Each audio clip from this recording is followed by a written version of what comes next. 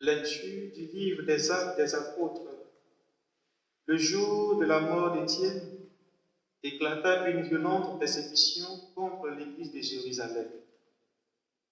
Tous se dispersèrent dans les campagnes de Judée et de Samarie, à l'exception des apôtres. Des hommes religieux ensevelirent Étienne et célébrèrent pour lui un grand deuil. Quant à Saul, ils ravagèrent l'église, ils pénétrèrent dans les maisons pour en arracher hommes et femmes et les jeter en prison.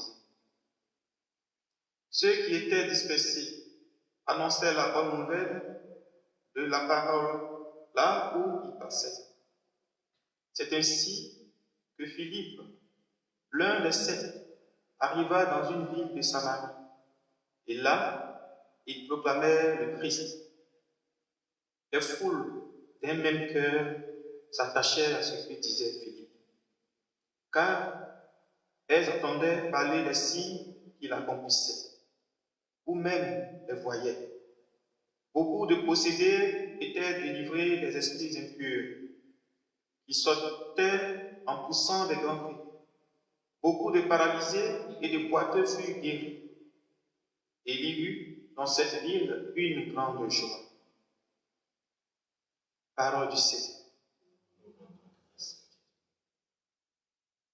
Acclamez Dieu toute la terre. Acclamez Dieu toute la terre, fêtez la gloire de son nom. Glorifiez-le en célébrant sa louange. Dites à Dieu que ses exercitions sont redoutables. Acclamez Dieu toute la terre. Toute la terre se prosterne devant toi. Elle chante pour toi. Elle chante pour ton nom. Venez et voyez les hauts faits de Dieu. Ses exploits redoutables pour les fils des hommes.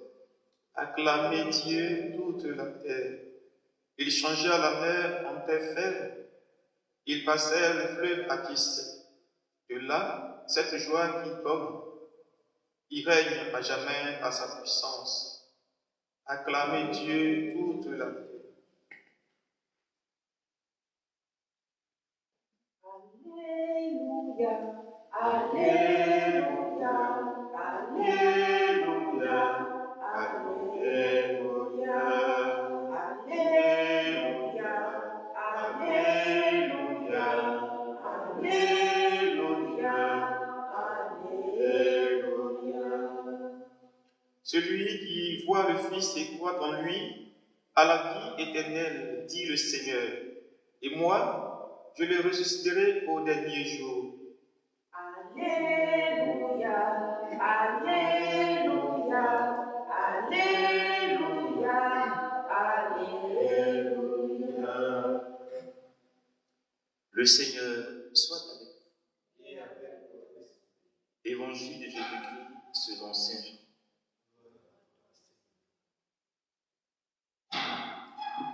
En ce temps-là, Jésus disait aux foules, « Moi, je suis le pain de la vie. Celui qui vient à moi n'aura jamais faim. Celui qui croit en moi n'aura jamais soif. Mais je vous l'ai déjà dit, vous avez vu et pourtant vous ne croyez pas. Tout ce que me donne le Père viendront jusqu'à moi. Et celui qui vient à moi, je ne vais pas le jeter dehors. Car je suis descendu du ciel pour faire non pas ma volonté, mais la volonté de celui qui m'a envoyé. Or, telle est la volonté de celui qui m'a envoyé, que je ne perde aucun de ceux qu'il m'a donnés, mais que je les ressuscite au dernier jour. Telle est la volonté de mon Père, que celui qui voit le Fils et croit en lui ait la vie éternelle. Et moi, je le ressusciterai au dernier jour. Acclamons la parole de Dieu. Louange à toi, Seigneur Jésus.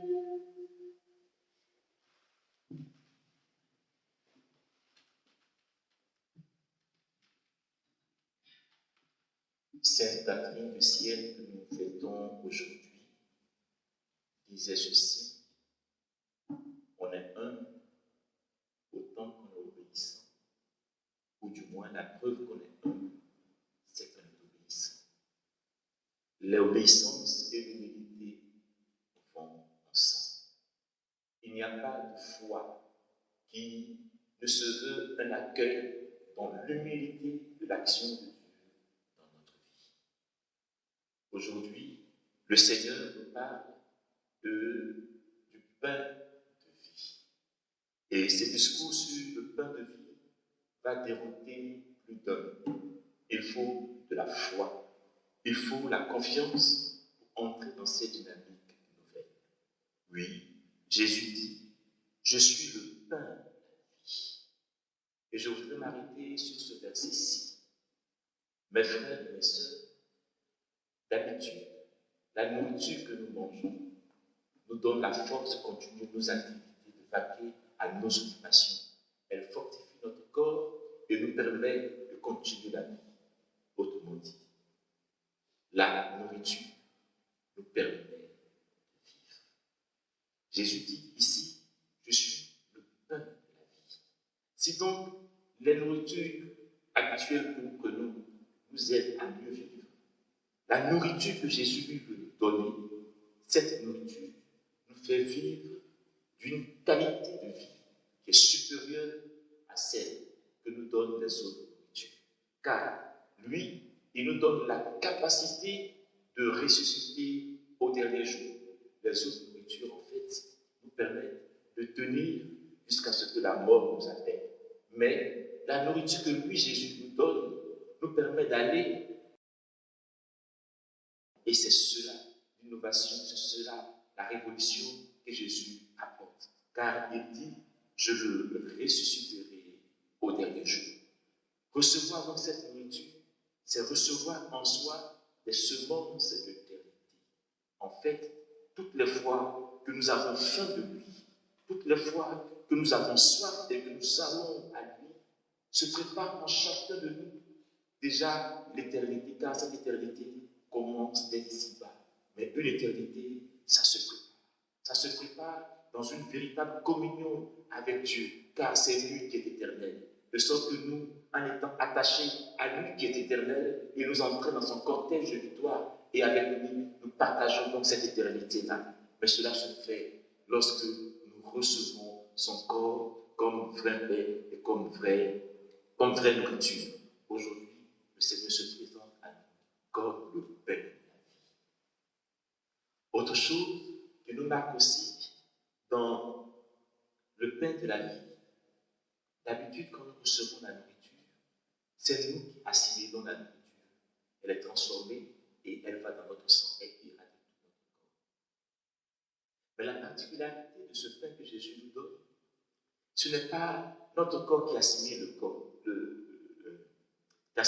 pain ou la nourriture, mais c'est plutôt lui qui nous assimile. Le pain que nous recevons nous transforme de l'intérieur. Ce n'est pas donc le pain de pâtissier. Non, c'est un pain qui est autre. C'est le pain qui transforme, qui transfigure. C'est le pain qui nous rend ressemblants à Jésus-Christ. Oui, ce pain-là, notre corps ne le transforme pas, mais c'est plutôt ce pain qui nous transforme chaque jour que nous allons à Jésus, pour que nous puissions nous aussi ressembler à celui-là même qui nous a fait des ténèbres à son lumière. Oui, je suis le pain de la vie. Et ce pain, celui qui vient à moi, n'aura jamais faim. Celui qui croit en moi n'aura jamais soif. Ce pain vient combler en chacun de nous le besoin d'éternité. Car Dieu nous a fait pour nous l'éternité.